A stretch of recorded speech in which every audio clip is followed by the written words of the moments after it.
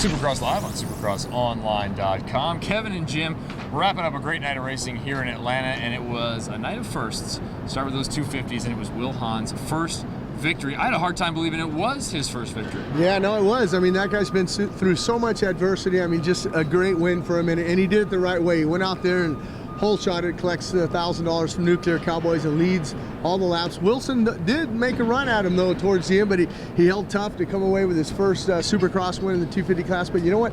I found out he was in the Asterix Mobile Medical Unit right before the gate drop, because that heat race when him and Zach Bell came together, he smashed his little toe, and so he was getting it treated. But hey, you know what? When you win your first, you're not even worried about that. But what a great win for him. And like I said, he gained a valuable 3 points on points leader Dean Wilson, who finished up in that second place. Good ride for him, strong ride from Wilson. It wasn't a case of Wilson being weak, it was just a case of Hahn being strong. Well, and he was, and I talked to Wilson a little bit, and he said, you know, I think if I had it to do over again, I might have pushed a little earlier. I think he was thinking that maybe Hahn was going to waver a little bit and make some mistakes, maybe run into some lappers, but that didn't happen. So we'll see what happens next week in St. Louis. But I thought Marvin Muskin finished up that third. I thought he rode really well, you know, considering he had a sixth. I know he's going to win one of these things on this East. Hopefully it's next week, maybe in St. Louis. All the heavy hitters up front, Brick Wharton in fourth, and then in fifth place, Jeremy Martin.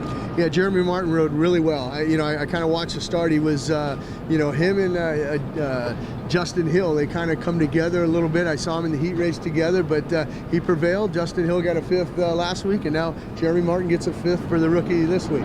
Okay, so next week in St. Louis should continue to get more interesting with the 250 East Coast. Moving on to that 450 class, there's the other first win, first podium for James Stewart in 2013. Well, the first win for Suzuki and him in the Supercross. I mean, he had some wins in the outdoors, but that was the first win for Suzuki and James Stewart. And, you know, James has won a lot of times here in Atlanta, and, you know, I think that on our picks, I had James Stewart winning this thing tonight. You called it, and he was wire to wire with that $1,500 from Nuclear Cowboys. Well, I think something like that, you know, just the motorcycle gods were, you know, not nice to him last week, you know, winning the heat race, having a problem, and they owed him. And James has worked for it. I mean, he's put in his time. Each and every week you see him getting a little faster and a little faster. He says, you know what?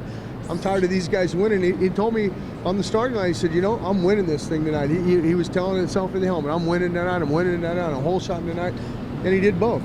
You mentioned the pressure that Wilson put on Hahn in the 250s. Villopoto put the same pressure on Stewart throughout that entire race. He did, and I thought maybe, you know, what do you do if you're Villopoto? You know, you're going in that race, you see Millsaps is in third. Hey, I've gained a couple points on Millsaps, but if I go up there and fight with James isn't in the hunt. He's going to fight for this win. Maybe I get knocked down. Maybe I get another fifth or something. I can't afford to lose any more points, but like you said, I think he saw a couple opportunities where a couple lappers got in James' way, and then he started to really push. But then, you know, ultimately he had to finish up second. He gained a couple points, and, you know, the guy in third, Millsaps, I call him Mr. Podium, because that's all that guy does is get podiums. And, you know, even though he lost a couple points to, you know, Villopoto, he gained a lot on Dungey, but, you know, 2 points, that's a lot, you know, but we still got a lot of racing to go too. We do. Worth noting that 7th place is where Eli Tomac ended up. We thought he was kind of a spoiler threat. He still is, and will be next week. Well, I think the thing with Eli Tomac with that 7th, I mean, he rode really well. I think that he really wasn't quite used to those 450 guys running down in the first turn.